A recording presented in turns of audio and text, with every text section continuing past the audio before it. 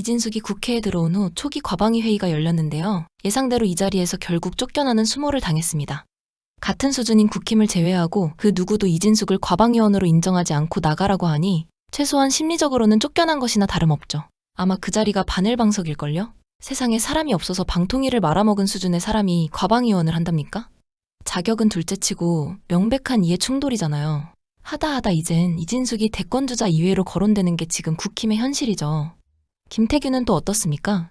드디어 시작된 이진숙과 김태규의 아나무인 맹활약상 함께 보겠습니다. 이진숙 의원, 과방위에 배치가 됐습니다. 어제 그래서 이 국회 과방위에서는 여야 공방이 좀 있었는데 마치 전학 온 학생에게 집단 왕따, 집단 괴롭힘을 하듯이 이진숙 의원이 자격이 없다. 과학기술정보방송통신위원회 위원으로 자격이 없다는 집단 기자회견을 한 데 대해서 심한 유감을 표합니다. 업무상 배임 혐의, 공직선거법 위반, 정치적 중립 의무 논란, 여러 가지 위법 논란의 직접적 당사자입니다. 자신이 위원장으로 재직하던 기관을 자신이 감사하는 사실상의 셀프 감사의 주체가 될 수도 있는 것입니다.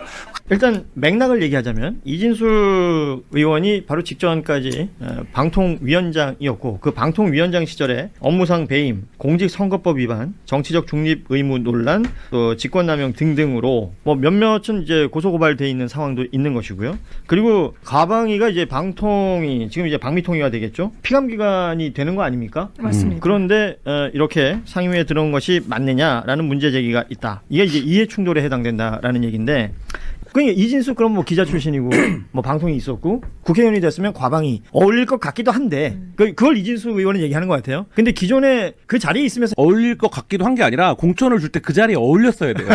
그거 하려고 지금 불러온 거 아니에요? 예. 그러니까 가서 그 싸우려고 거기 가서 소위 말하는 갱판을 쳐보려고 갱판? 네. 네. 한 거 아니에요. 그러니까 이진숙 의원은 그 미션이 지금 있는 거고 초선일 때. 예. 근데 이제 뭐 이정원 의원이 얘기한 것처럼 이게 이제 말하자면 이해충돌이 혐의가 있는 거죠. 자기가 위원장으로 얼마 전까지 재직했던 기간을 감시하는 기구인데 거기에 지금 위원이 된다는 거는 이해충돌 혐의가 있는 거고 이렇게 되면 설령 과방위원이 된다고 하더라도 방통위 감사하거나 이럴 때 퇴장시킬 수 있거든요. 나경원 의원이 법원 갈 때 일부 그렇게 했잖아요. 남편 때문에. 네, 남편 때문에. 그러면 과방위에서 방통위를 감사를 못한다. 그건 정말로 갱판만 칠 수 있어요. 이분이 쌓아왔던 커리어를 보면 과방위를 가는 게 맞지만 이 직전의 커리어가 그걸 가로막고 있는 거예요. 왜냐하면 거기에서의 어떤 업무와 관련해서 고소고발이 계속 있고 혐의를 받고 있는 부분이 있고 그러면 이게 자기 방어의 기제가 이 피감기관으로서 어떤 그 현안과 관련해서 제대로 작동할지 일단 물음표를 달고 의정활동을 하는 거고 또 직전에 본인이 거기 있었고 그걸 넘어서서 법원으로부터 제동을 계속 당한 거예요. 그렇게 의결하면 안 된다. 두 명에서 지금 뭘 하는 거냐. 이건 최소한의 요건도 아니다. 거기에 대해서 반성적인 말 한마디 없고 오히려 탄핵으로 자기가 직무가 정지됐을 때 너무너무 무리한 행태를 보였고 이게 과연 과방위에서 정말 주요한 피감기관 중에 하나가 방미통위인데 그 업무를 제대로 할 수 있는 부분인가에 대해서는 상당히 물음표고 아마 전투력, 보수 여전사 이것 때문에 전진 배치를 한 걸로 보이죠. 이렇게 될 줄 몰랐을까요? 우리 알았던 거잖아요. 그러니까요. 그래서 우리가 그렇게 그 사람 하면 안 된다고 했는데 결국은 그 사람을 뽑아줬잖아요. 그 동네에서. 그래서 저는 참 이게 우리 수준이다. 저는 이 정도가 사실은 수준이다. 이게 현실이다. 네, 그리고 이진숙 같은 사람이 그렇게 뻔뻔하게 그러니까 이진숙이 정확히 잘한 게 뭐예요? 난 그걸 정말 물어보고 싶어요.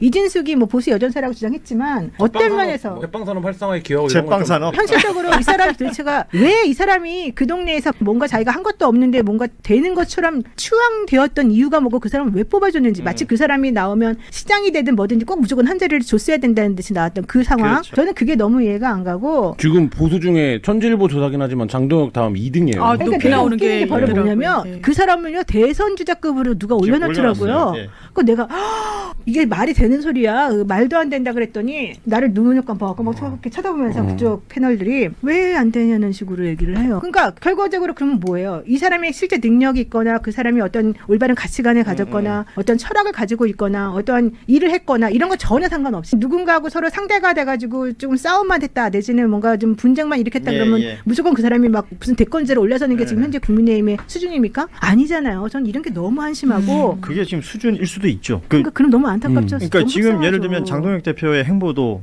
지금 말씀하신 것과 연결되는 지점들이 있는 것 같고 이진숙 의원이라는 사람이 대구시장 출마했다가 다들 뭐 공천이 되니 안 되니 그러면서 빨간 잠바도 못 입고 흰 잠바 입고 계속 돌아다니면서 보이는 모습이 있다가 그걸 스스로가 내려놓고 공천이 되고 그 국회의원이 되는 일련의 과정들 속에서는 별 문제가 없었습니다. 그리고 올라와서 의회에 입성하면 뭘 할 것이다 그런 거 하나도 없었어요. 라는 얘기를 전 제일 많이 들었던 얘기가 그거 같은데요. 최민희랑 붙겠다. 그 얘기했던 것 같아요. 그렇죠. 대립각을 정확하게 세우겠다. 예. 그래서 결국은 그 역할로 설정이 돼 있는 것 같은데 대한민국의 언론들이 아마도 어제 상황을 두고 기사가 대부분 비슷하게 나오는 것 같은데요. 전학원 학생에게 집단 왕따, 집단 괴롭힘을 하듯이라고 시작되는 이진숙 의원의 저 발언만 제목으로 다 뽑더라고요. 그 앞단의 맥락이 없어요. 그러니까 이분이 방통위원장을 할 때도 다들 이자붙지만 이동관을 시켰어요. 이동관을 시켰다가 잘 안 됐어요. 아하. 그래서 김홍일이 김홍일이 넘어가요. 왔고. 그리고 김홍일을 넘어가서 얼추 일을 다 했어요. 아하. 그리고 원포인트로 김홍일을 넣네 그렇죠. 말았네 했죠. 그리고 있긴 있어야 되니까 임명한 사람이 누굽니까? 이진숙이에요. 있어야 근데 어떻게 하다 보니까 법적 송사를 통해서 오래 버텼어요. 그러면서 이제 이미지가 형성되기 시작한 거 아니, 게다가 아닙니까? 일도 안 하고, 네, 안 하고 계속 월급만 받고. 그래서 뭐 빵 사 먹고 이런 논란 나온 거 아닙니까? 진짜 시간도 많고. 그러다가 갑자기 유튜브 나오고. 이 수갑을 차는 일이 발생했어요. 그렇죠. 네. 그래서 그때도 왜 수갑을 채워갖고 사이즈를 덩치를 키워주냐 이런 논란 나왔지만 어쨌든 법 집행하는 과정에서 그게 있었고 선거운동 자체를 뭘로 한 겁니까? 이걸로 한 거예요. 수갑과 빵으로 네, 했죠. 수갑과 빵으로. 네. 그러니까 이분의 인생은 과연 무엇이냐 지금 뭐 이런 거 근본적으로 회의가 드는데 저는 이분이 여전사처럼 잘 살 거로 생각하진 않아요. 그러니까 막 그렇게 최소한 어떤 전사적 이미지를 갖추려면 논리적인 게 있거나 아니면 분야의 전문성이 있거나 예. 적톡성이 있거나 뭐 이래야 되는데 그렇지도 않고 이분이야말로 정말 그 수갑 사진 한 장으로 만들어진 이미지인데 본인이 지금까지 해온 이력이 이 기관과 충돌하잖아요. 근데 그거에 대해서 뭐 자기가 왕따 당한다, 따돌림 당한다, 뭐 이렇게 지금 얘기하는 수준이면 이런 수준의 보수의 여전사를 두는 게 보수한테는 도움이 되는가? 아니 그리고 정말 이 사람이 쓰는 단어나 어휘나 예. 이 문장의 내용을 보면요 초등학교 6학년과 중학교 1학년 정도 수준의 딱 그거를 구사를 해요. 근데 예전에 우리가 방송 같은 거 만들 때 보면 중2를 기준으로 해서 맞아요. 만드는 게 가장 맞다 그랬었거든요. 저는 이 사람이 그 문법에 가장 충실하게 그래서 잘 먹히는 경향도 있는 것 같다. 네, 그러면 사람들이 딱 그걸 따가지고 와서 이렇게 언론에서 써주고 본인이 한 말에 딱 정확하게 그런 수준으로 듣기를 원하는 사람들에게 탁탁 귀에 꽂아주고. 근데 실제 콘텐츠는 하나도 없거든요. 지금 저 상황을 만든 이후에 끝나고 나와서 기자회견을 했단 말이에요. 그러면서 민주당 앞으로 각오해라 라고 얘기를 했어요. 그러니까 의정 활동을 통해서 뭘 하겠다보다는 이제 민주당과의 어떤 트러블을 만들어서 스스로에게는 또 주목받는 효과들은 또 있을 수 있으니까 그러니까 그걸 하겠다라는 것처럼 저는 들렸거든요. 그러니까요. 저는 국민의힘에서 가장 많이 들리는 말 중에 낯선 게 그리고 방향이 맞는지 의문인 게 왜 여당이랑 싸우지 않냐? 왜 민주당과 각을 세우지 않고 당내 비난의 화살을 쏘느냐? 뭐 이런 취지를 할 때 국민의힘 내에서 항상 얘기되는 것 중에 아니 싸우는 게 의원이 하는 일이 아니잖아요. 야당은 물론 공세의 수위를 높일 수도 있고 비판할 수도 있지만 그게 본류이자 본캐이서는 안 되는데 지금 본인들이 대한 세력으로 자리매김할 수 있는 의지와 능력은 없으니까 오로지 싸우는 거, 전투력으로, 화력으로, 입으로 공격하는 거 여기에 머물고 있다. 이게 그냥 한 단면이다 이렇게 생각합니다. 내란당의 김태규요. 저기 이진숙 바로 밑에서 둘이서 아주 그냥 더맨더머 콤비였었죠. 국회 와가지고 싱야하면서 막 욕설까지 내뱉었던 드디어 배지를 달았죠. 왜 달아줬겠습니까? 예상한 대로 막장 시전하라고 시작을 했습니다. 어제 국회 운영위에서 윤석열이란 표현을 했다고. 윤석열 대통령님 요거 안 했다고. 윤석열이라고 했다고. 이대하세 노래 수령님께 윤석열이라니 라면서 막장 짓을 했습니다. 의사 진행 발언 중에 뭐 개딸 문제가 있었는데 그 문제를 제기했더니 그럼 국민의힘의 핵심 지지층인 백골단이랑 윤호개인 얘기도 자주 해드리겠습니다. 그분들의 핵심 지지층들이니까 말씀드리겠다는 말씀 드리고요. 아니 국민의힘이 민주주의 얘기할 자격이 있습니까? 그 윤석열 만들어가지고 탱크로 의회 민주주의를 짓밟으려고 했던 사람들이 무슨 민주주의를 지금 여기 와서 논의하고 있는 겁니까? 아니 동네 이름 부르듯이 윤석열이 윤석열이라 이름 불러서 죄송합니다.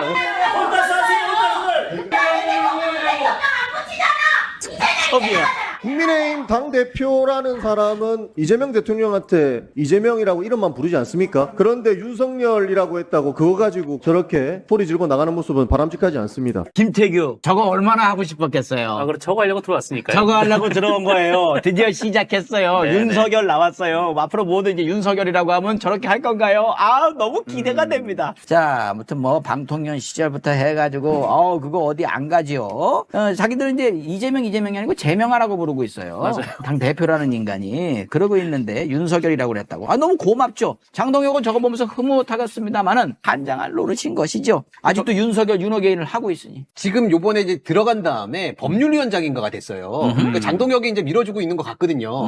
그리고 이제 이게 쇼츠를 뽑는 용도였다라고 저는 보는데 네. 바로 이제 장동혁 팬카페를 가보니까 김태규 열사야 열사 난리 났어. 그래서 응원 문자 보내야 된다 그러고 뭐 외롭지 않게 해드려야 된다라고 하고 뭐 물고 빨고 난리가 났습니다 지금 벌써. 그리고 김태규 개인 채널에도 쇼츠로 만들어가지고 나의 이 업적을 보라 뭐 요거 하고 있어요. 네. 소원 성취를 지금 하고 있는 김태규인데 김태규하고 쌍벽을 둔 이진숙은 역시나 과방위에 배치가 됐는데 민주당 의원들이 요 이해 충돌로 지금 이 관련해가지고 과방위에서도 고발이 들어가 있는 게 이진숙이거든요. 네네. 이해 충돌이거든요. 예. 근데 뭐 나경원도 그때 남편이 법원장이라서 그래서 난리가 났는데도 이해 충돌이 돼 계속 꿋꿋이 지키고 있었잖아요. 내란당이니까 뭐 그냥 계속 앉아 있겠지요. 근데 나는 이진숙이 과방에 들어오고 얼마나 많은 뉴스거리를 만들어내고 얼마나 많이 스스로 망신을 당하고 웃긴 사건들이 많이 터지겠습니까? 그리고 이진숙도 솔직히 얘기해서 긴장 많이 될 거예요. 자기가 나경원 수준은 안 돼. 그렇기 때문에 본인이 가장 긴장하고 있을 것 같다. 이런 느낌도 좀 들고. 빵이랑 관련된 건 농해 수위 가야 되는 거 아닌가요?